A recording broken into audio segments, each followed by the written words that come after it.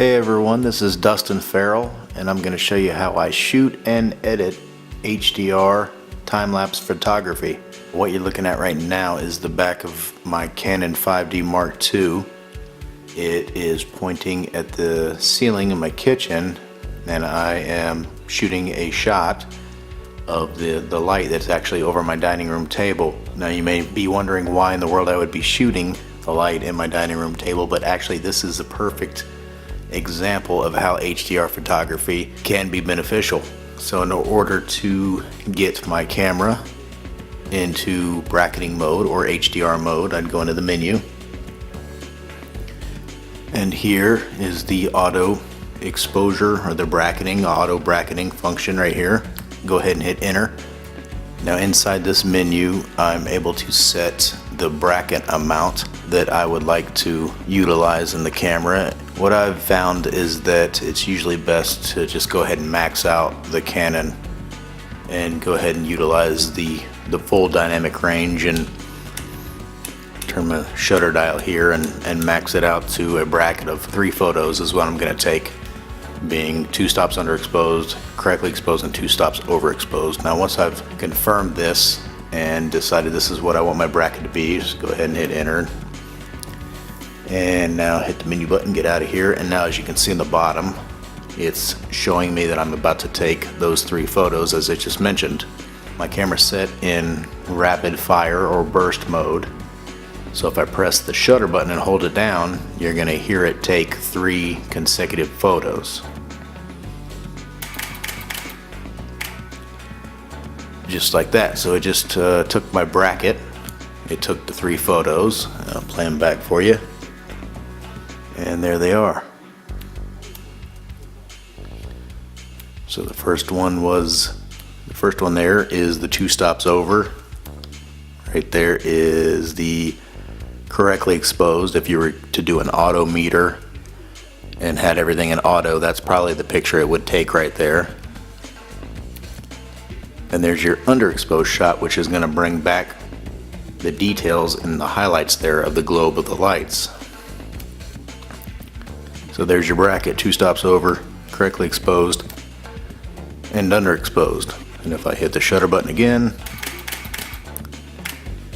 boom, there you go, 3 more pictures. Now of course I would not do a time lapse in this method. I wouldn't continually hit the shutter button to do a time lapse. I would set up the intervalometer to do this automatically for me, and this is how I do that.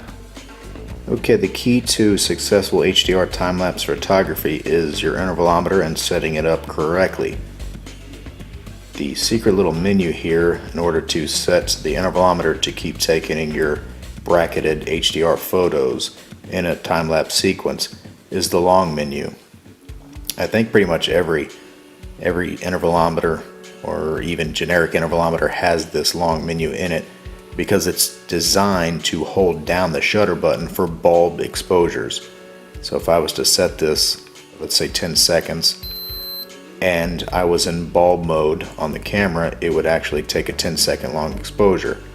And it's really designed for people that want to take really long exposures. So you can use your intervalometer to take a 5-minute exposure, but instead of using it as in bulb mode and using it as a long exposure type of function, we're going to use it to take HDR time-lapse photography.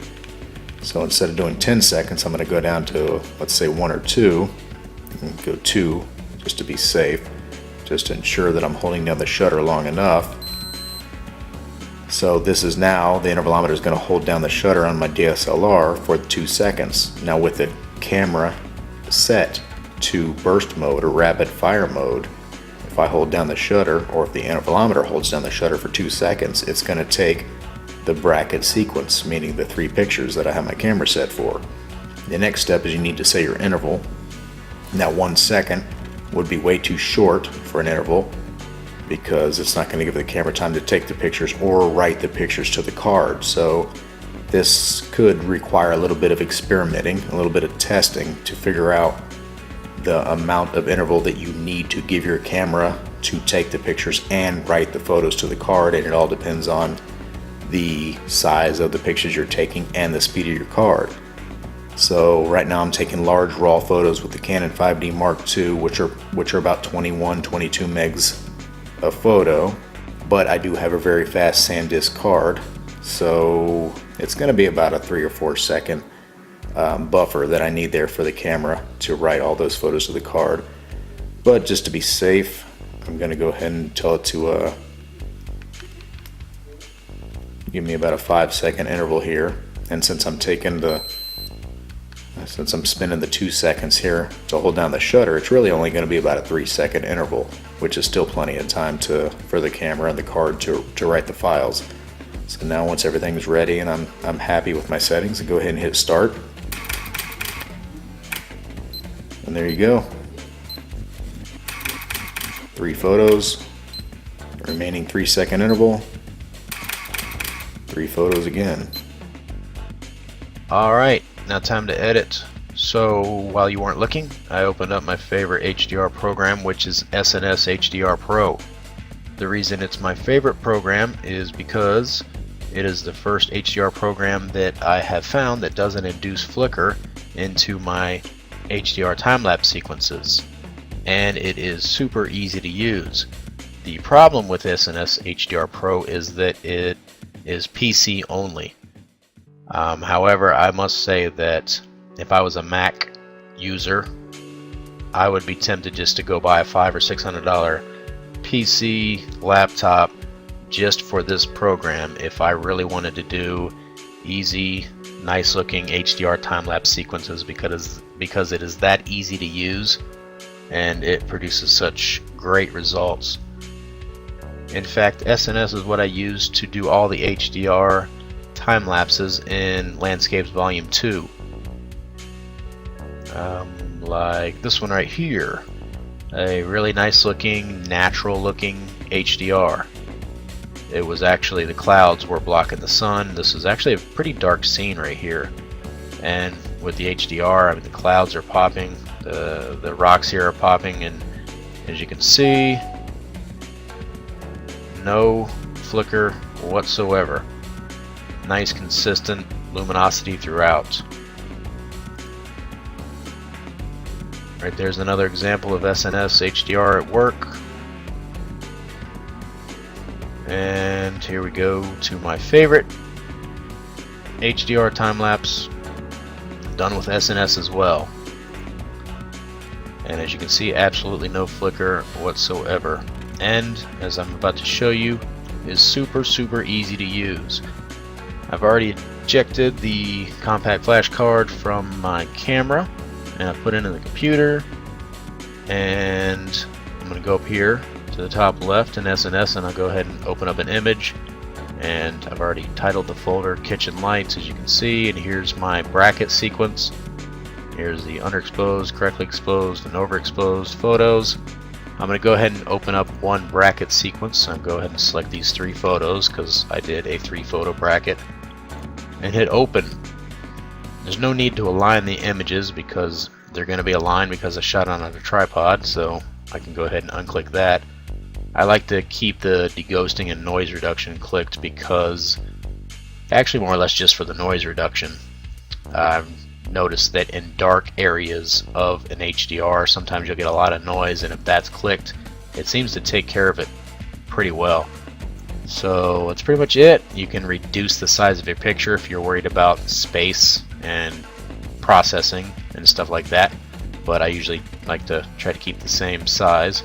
So I'm all set to go, and go ahead and hit OK.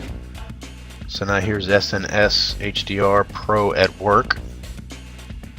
Since the photos are so large, it will take just a little bit for the program to finish its tone mapping. Tone mapping is more or less, if you think about it in reverse, it's mapping your tones. So it's taking the optimal highlights and midtones and shadows from all 3 photos and putting them together and mapping them into one single image. So it takes it quite a while because the photos that I took are pretty large, and there's 3 of them. So with the magic of editing, I will go ahead and fast forward to the end here.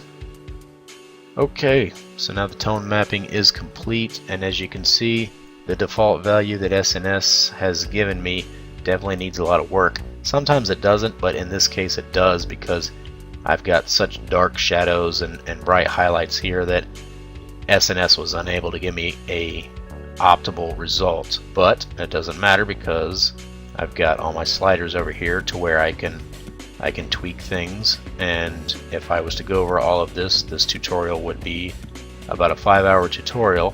So I just suggest that you play around with these until you come up with a good looking image. The one unique thing about the way I do my HDR time lapse is that I don't really go for a really striking image out of SNS HDR, out of my HDR program. Actually, what I do is I go for something that's really flat. If you're familiar at all with like the S-Log out of the Sony F3, it's that really ugly flat looking image to where your highlights aren't really bright, I mean your shadows aren't real dark, and there's really not any contrast whatsoever. It's just really flat.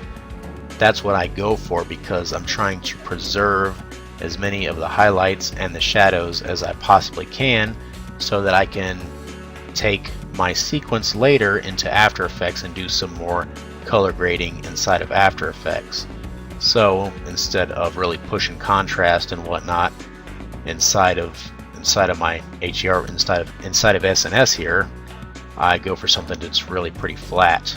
So I back all this contrast, all these contrast values down, and I end up with a really flat looking image. And it was about 5 or 10 minutes of tweaking, and I finally came up with something I was pretty happy with, and I saved that preset over here. And I can't remember what it's called. There it is, HDR blog.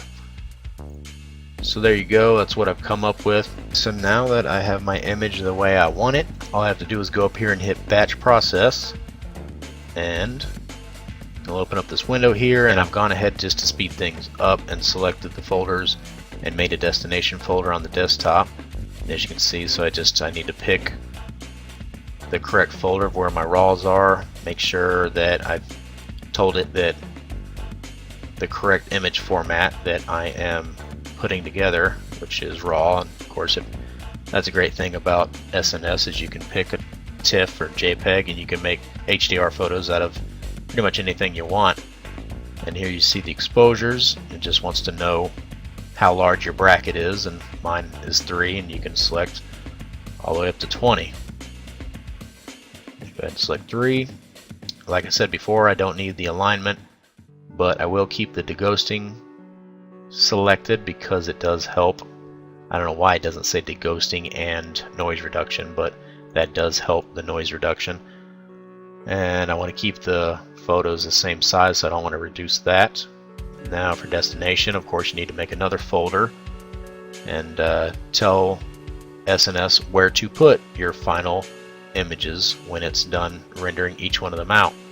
So I made another folder here on the desktop called Kitchen HDRs, and I always render out my preference. I always render out 16-bit TIFFs, but if you wanted to do JPEG, you can do that. Change the quality to something like that, but I would never do that because I'm always aiming for high quality. So 16-bit TIFF is what I select. I don't want to convert anything, and make sure everything's good, and it looks like it is. I go ahead and hit start, and my batch processing begins.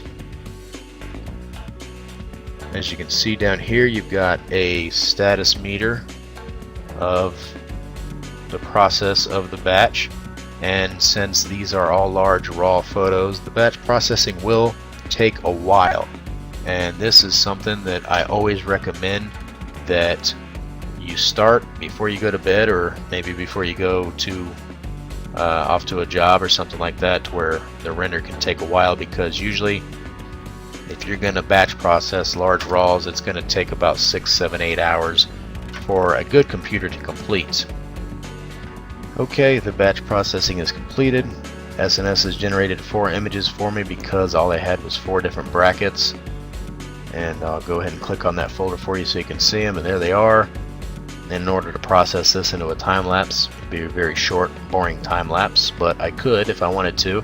All I'd have to do would be open up my favorite editing software and import these as an image sequence, and I could make a time lapse out of these four photos. Now, of course, this is just for demonstration purposes, and I would never do a time lapse of my kitchen table lights. I would do something more along the lines of this. Here's a time lapse that I shot recently. It is a time lapse that was just made for HDR. It is of imperial sand dunes in California, and I've got my sequence here of bracketed images, and I want to go ahead and open up one of the brackets. I've already got 3 of them selected, and go ahead and hit OK. Okay, so now the tone mapping's finishing up, and for some reason the last little bit just takes so long to finish. And there we go, my tone map image.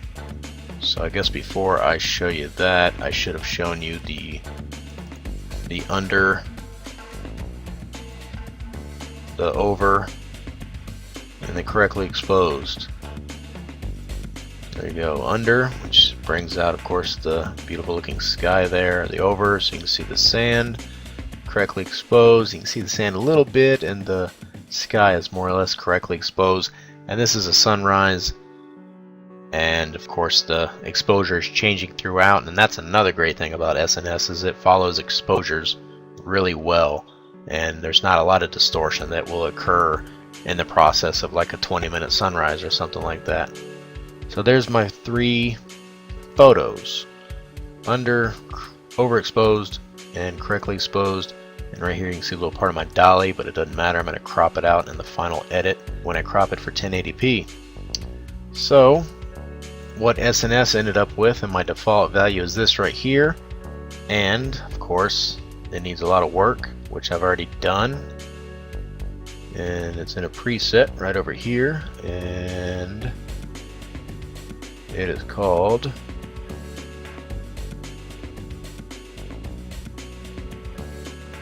Imperial Lone Tree, and there it is. And once again, this image is actually a little bit more flat than what I would normally do if I was trying to render out a perfect looking HDR straight out of SNS. But like I said before, that's not my goal. I usually go with flat so that I can do additional grading and color processing inside of After Effects, which is what I've done with this. And as you can see, my final result, which is right here, turned out pretty good. And in fact, this is a sneak preview of a clip that will be in Landscapes Volume 3. And that's how I shoot and edit my HDR time-lapse sequences. For anything time-lapse related, including updates to my latest work, be sure to follow me at Dustin_Farrell.